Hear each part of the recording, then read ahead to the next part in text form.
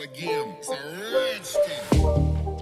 What's going on, everybody? It's the Bulls Show, aka Aidan, and welcome back to another video. Ladies and gentlemen, today we're going to be providing a very interesting video for you guys. We're going to be looking at 5 former Chicago Bulls players from the point guard position to the center position that are seen as or deemed as underrated, and discuss what they would bring to this Chicago Bulls team right now. Now, this is not going to be a video based on Michael Jordan or Derrick Rose or a Jimmy Butler, Dennis Rodman, Scottie Pippen, these types of guys, or a Joakim Noah, Artis Gilmore type guys that everybody knows about and everybody would know would 100% be on this team absolutely killing it for the Chicago Bulls. It's not going to be like that at all. We're going to take a deeper dive into some of the underrated players, maybe guys that came off the bench or guys that probably don't get enough recognition from their career, and discuss how important they could be with this current Chicago Bulls team the way it's constructed now. It could be based on a need, could be based on work ethic, could be based on anything, and we'll discuss them and kind of bring more memories about the Chicago Bulls, I guess you could say, more people that will be considered underrated that I don't mention. I think it'd be a very fun concept,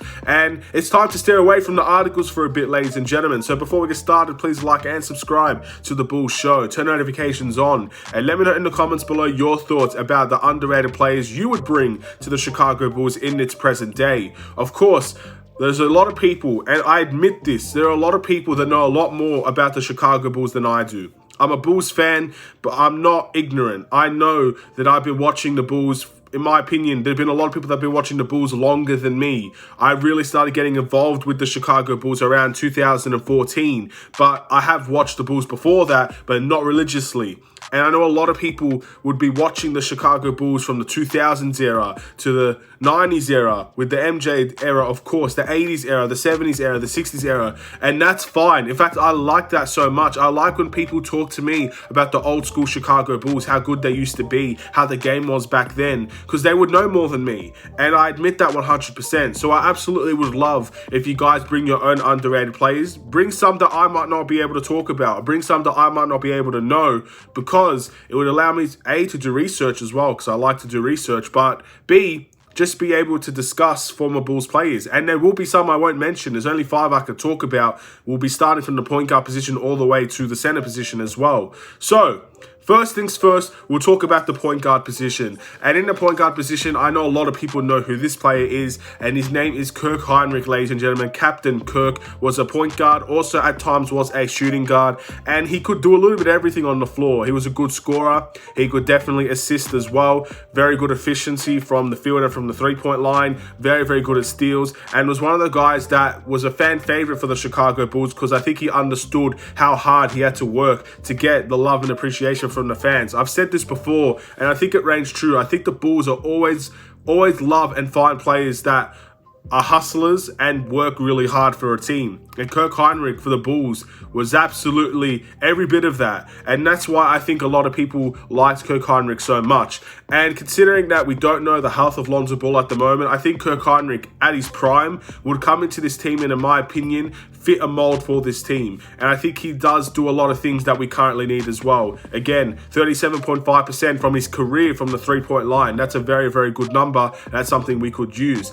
Again, and I think it just epitomizes what the Bulls are. I think he's a fan favorite for a reason, and that's the key reason there, ladies and gentlemen. He could do a little bit of everything, and I think he would absolutely make this team better from the point guard position. Captain Kirk, ladies and gentlemen, that's obviously number 1. You can kind of tell what era I'm from, but we'll move on into the shooting guard position. We're going to go into a very interesting player here, because I think many people might find someone better if you wish, up to you, but I went with Steve Kerr. Now, Steve Kerr's a point guard for most people. He's played point guard most of his career. Wouldn't necessarily call him a shooting guard throughout the majority of his career. However, Steve Kerr was only a player that averaged 6 points throughout his whole career, but the guy can shoot the a three-pointer. Put it that way. Fantastic three-point shooter. And essentially, if we're looking for a guy that we can look to and say, we need someone to shoot this ball off of this bench, who's it going to be? In my opinion, when you look to Steve Kerr, you get a bundle of confidence when you look at that type of player.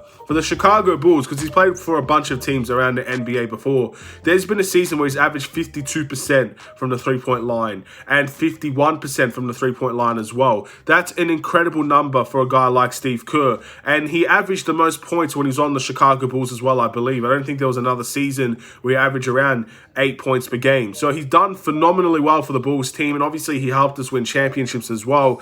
And I would absolutely love a player like Steve Kerr on this team. A JJ Redick type player as well. A guy that can move without the ball. A guy that can shoot a catch and shoot three. A guy that can make his own three if he needs to as well. And just lethal from behind the arc. And off of our bench, a guy like Steve Kerr, I think he would average more than 8 points per game on this Chicago Bulls team currently. And not only that, I think he could be a lot more high value than what people give him credit for now. So Steve Kerr, in my opinion, would be a phenomenal addition to this current Chicago Bulls team. We'll move into the small forward position for the Chicago Bulls, ladies and gentlemen. And we need a little bit of defense, don't we? We need someone that's going to be a hard worker, don't we? And we need someone that, in my opinion, is not necessarily the most talked about on the Chicago Bulls team, but a lot of people definitely know who this player is. I'm talking about Luol Deng from the Chicago Bulls. Now, Luol Deng is, every time, in my opinion, is the epitome of a hard worker, a guy that likes to hustle, a guy that's going to be a very decent scorer, not necessarily just a catch and shoot player or a guy that could just dominate offensively, but he scored a lot of points, and I mean a lot of points because of how hard he actually worked on the floor. And you got to give him a lot of credit. In my opinion, he's a superstar that doesn't get talked about, and that's what Luol Deng would be for this current Chicago Bulls team. Now, I actually see Luol Deng starting for this team, so I'm not necessarily, I guess, following the rules in terms of maybe coming off the bench. I 100% think Luol Deng would start for this team if he was in his prime and ready to go. But he's definitely a guy that I feel like not a lot of people would necessarily talk about. And he retired recently as well. Again, I love Luol Deng. And that's part of the Chicago Bulls that I watched growing up. So a guy like Luol Deng meant a lot to me. A guy like Joakim Noah meant a lot to me. Guys like Derrick Rose mean a lot to me. But Derrick Rose gets talked about a lot. Joakim Noah gets talked about a lot. I'm not sure if I can say the same about Luol Deng. He's been through some seasons where he's not necessarily won a lot of games, but he's been here for a long, long time, Luol Deng, and he did get some winning seasons with the Chicago Bulls as well. And in my opinion, he was a fantastic player. So I absolutely consider him an underrated guy and a guy that I would happily have on this Chicago Bulls team. I guess now, currently, I would love Luol Deng on this team currently. So, moving into the power forward position. Now, again, I'm trying to go for a little bit of balance. So, when I'm going for a shooter, I'm trying to go for a defender. Captain Kirk, defense. Could do more than that, but a defender. Steve Kerr, shooter. We need shooting. Steve Kerr's the guy. Luol Deng, hard worker, good scoring from his hard work as well. Great player, a superstar that doesn't necessarily get talked about. Power forward, I've gone with another shooter, ladies and gentlemen. I've gone with Nikola Mirotic.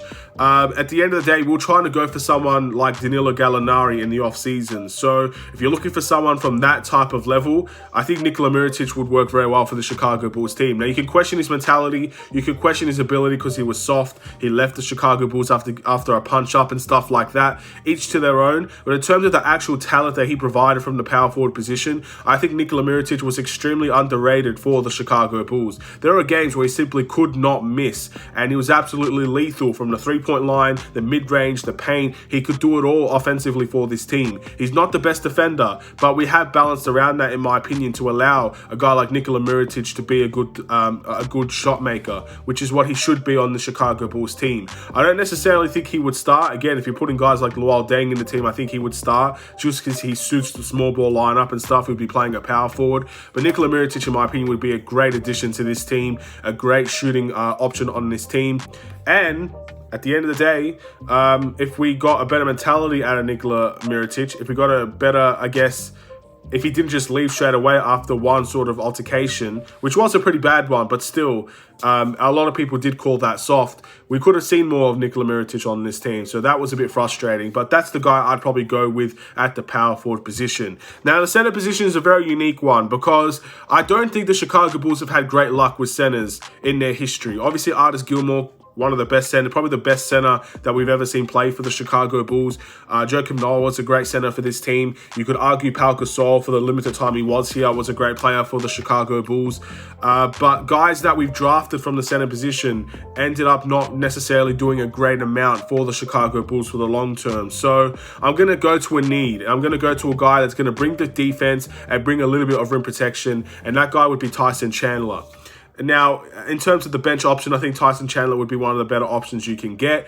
And I absolutely love that defensive tenacity. And he has been a very core, key part of a team that goes out and competes very well because of how much he brings on that defensive end. And I think a guy like Tyson Chandler, he didn't have his greatest stats on the Chicago Bulls. I think that's fair to say. But I also thought if we probably saw him play a little bit more on this Bulls team than what he actually did, he would have been a very good, very solid defender for us. And I would absolutely love that. I know guys would go towards Eddie Curry, and that's fine as well. But I don't know if Eddie Curry necessarily brought what we probably needed, rim protection and rebounding and stuff like that. Eddie Curry might be able to bring that for sure. But I think Tyson Chandler might be the guy that I would look to off of a bench for the Chicago Bulls. And that is my that's my underrated 5 players that I would bring to the Chicago Bulls. What are your underrated 5 you would bring? Is it Eddie Curry? Is it a guy, maybe you could bring like a Joe Canoa in if you like, but I personally would steer away from those guys. Is it a Ben Gordon? I know a lot of people love Ben Gordon. Is it the type of player that we can turn to? Is it guys like Nate Robertson, who had a very small time on the Chicago Bulls team but did so much? And obviously Nate Robertson absolutely loves talking about the Chicago Bulls. He loved his experience here, and I think he loved the environment that he was put under, which a lot of people tend to feel as well. So there's a lot of players you could honestly put, but those are the guys that I think are underrated, don't get talked about a lot, but would make a huge impact if they were on this team. Every single one of them, in my opinion. So thank you for watching. Please like and subscribe if you're new. Let me know in the comments below if you agree or disagree. Have a wonderful and safe day. Stay safe, stay healthy, stay tuned for more. Take care and peace.